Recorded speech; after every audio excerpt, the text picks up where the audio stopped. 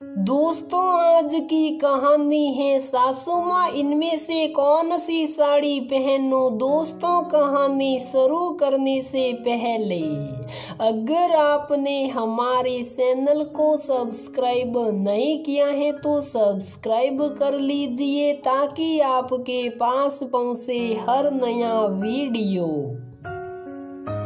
इनमें से कौन सी साड़ी पहनो। मम्मी जी हाथ में 2-3 साड़ियां लेकर आई। जेठानी जी, अरे वो रहने दे, ये पहन ले। और हाँ, सवेरे वो सोने का हार सेट लेना मत भूलना। अपनी हैवी साड़ी बड़ी बहू को थमाते हुए बोली सासू माँ, और समझ नहीं पाई रूपल की माजरा क्या है। रूपल अपने सास ससुर जेठ जेठानी व पतिदेव के साथ एक संयुक्त परिवार में रहती हैं। वैसे तो दोनों भाइयों की अच्छी नौकरी है और बहुएं गृहिणियां हैं, लेकिन सासू माँ का रुझान बड़े बेटा बहू की ओर ज्यादा है। संयुक्त परिवार में ये कोई नई बात नहीं है, लेकिन जिस पर बीतती है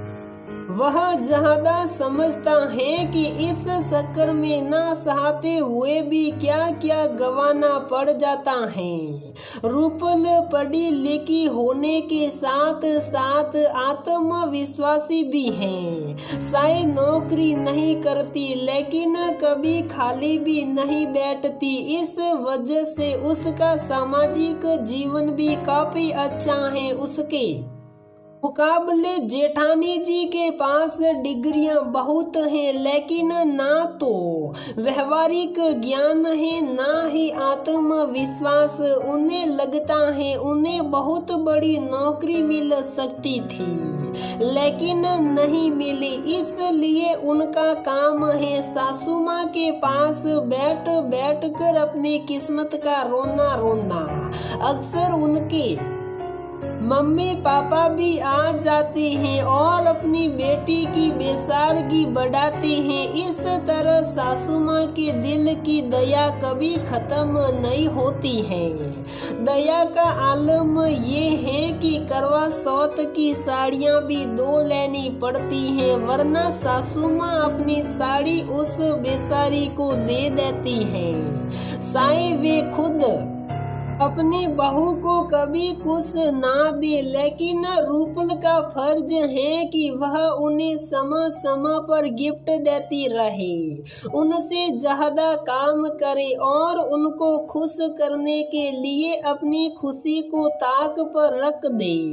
कई बार तो अपने लिए लाई हुई साड़ियाँ उन्हें देनी पड़ी है और तैयार होते हुए भी उन्हें मायके भेजा है। उनका उतरा हुआ मुंह देख कर क्या करे, वे मुंह ही ऐसा उतारती है कि पत्थर भी पिघल जाए। उस पर सासू माँ के डायलॉग, बेसारी उसे कौन लाकर देगा, पहले ही किस्मत ने धोखा दिया है, वरना इतना पढ़ा लिखा होकर भी कोई घर बैठता है। चिंता कर कर के सेहत बिगाड़ ली है बेसारी ने। ये लोग तब तक चलते रहते हैं जब तक चीज भाभी जी के हाथ में नहीं पहुंच जाए। इस तरह साथ रहकर बेसारगी में ही अच्छे से कट रही थी जेठ जेठानी की। घर रूपल और उसके पति चला रहे थे और भोले बनकर फायदा वे ले रहे थे। अब तो रूपल के पति देव को भी समझ आ रहा था कुछ और ससुर जी भी चाहते थे कि समय रहते बंटवारा हो जाए। इसलिए दोनों भाइयों को बोल दिया कि आपस में तय करके घर बना ले। इसमें भी वही बेसारापन, खुद सासू माँ ने ही बोल दिया कि छोटा बेटा नया घर बनाएगा। रूपल के लिए तो खुशी की ही बात थी कि चलो इसके बाद तो शांति मिलेगी। घर बनाने का काम भी शुरू हुआ। जिन लोगों ने तैयार फ्लैट या बंगलो खरीदने की बजाय जमीन लेकर घर बनवाया है, वे अच्छी तरह से समझ सकते हैं कि शायद सब कुछ कांटेक्ट पर हो, फिर भी इतने काम होते हैं कि पसीने आ जाए। फिर अपना घर होता है तो शौक भी रहता है हर चीज अपने हिसाब से बनवाने का। इसलिए काफी मेहनत की है रूपल ने। अब घर भी बनकर तैयार हो गया है। कल उसी में कलश रखने का मुहूर्त है।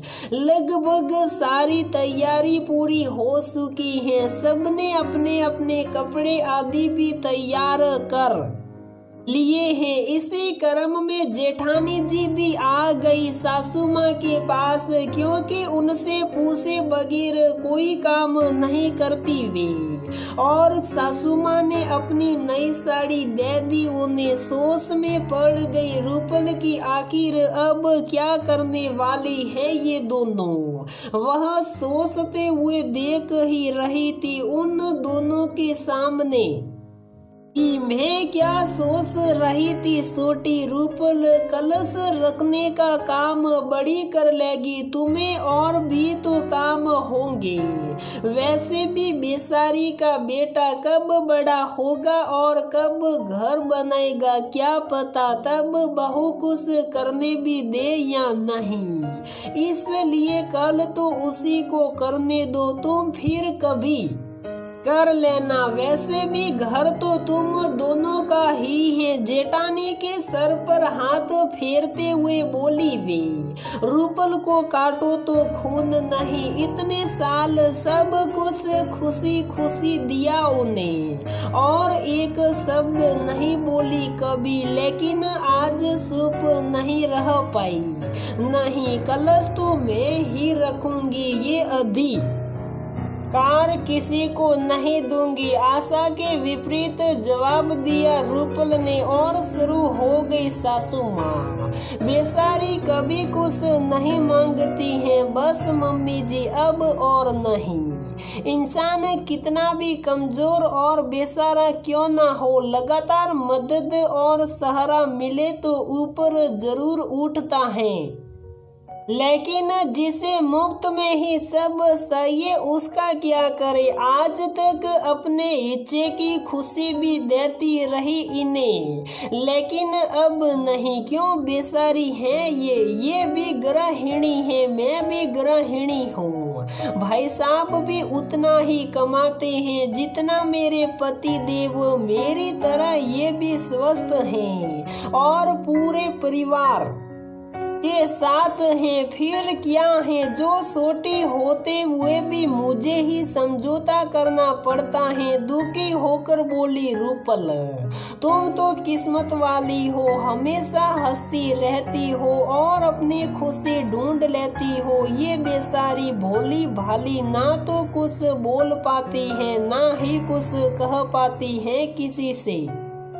इसीलिए मुझे इसका ध्यान रखना पड़ता है। उसके मम्मी पापा से वादा जो किया है। दया दृष्टि से जेठानी को देखते हुए बोली सासू माँ, ये किस्मत नहीं है, स्वभाव कहलाता है मम्मी जी। मैं अगर खुश मिजाज हूँ तो ये मेरी गलती नहीं है, जिसकी सजा आप मुझे बार बार त्याग करवा कर देती रहे। फिर भी बहुत त्याग किया, लेकिन अब नहीं। वह घर बनाने में मैंने और मेरे पति देव ने काफी मेहनत की है। हमारे भी कुछ सपने हैं अपने आशियाने को लेकर, और ये तो मेरा अधिकार है। महंगी से महंगी चीज दे सकती हूँ, लेकिन ये अधिकार नहीं दे सकती। हो सकता है आपका बोलना सच हो जाए और मुझे फिर से ऐसा मौका मिल जाए। वह मौका उन्हें देने के बारे में सोचूंगी, लेकिन अभी नहीं। ठीक है भाभी जी, माफ कीजिए। ये एक घर है, कोई साड़ी नहीं कि आपको पसंद आई और दे दूं। हाथ जोड़कर बाहर निकल गई रूपल। जहां पतिदेव एवं परिवार के बाकी सदस्य भी थे।